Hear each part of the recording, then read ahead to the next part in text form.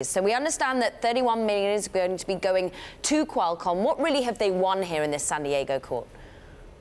Right, they haven't won much. Basically, let's take a step back here. Qualcomm and Apple have been in a global dispute really regarding the modems. This is the chip that allows iPhones to connect to cellular networks.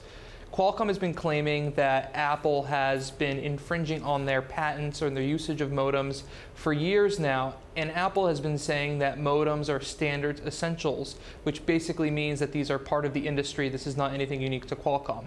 So Qualcomm has been trying to prove that, hey, we do more than modems. We have a lot of technology here that are essential to phones, but are not standards industry-wise. These are things that we as Qualcomm created.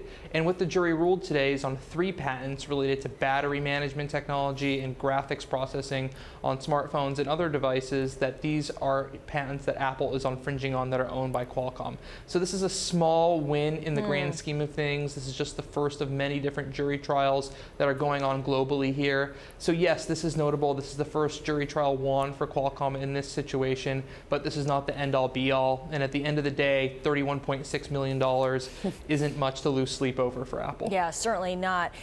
Mark, a lot of the times these patent disputes are over technology that's no longer even in use anymore for Apple's latest phones. Is the technology that's being disputed here currently in use?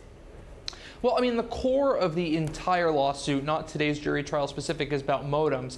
And modems, one can make the argument, are the most important components in any phone. It's what allows you to connect to the internet, so it allows you to make phone calls. So we wouldn't be here talking about this today if it wasn't for the modem, perhaps the most essential component of phones.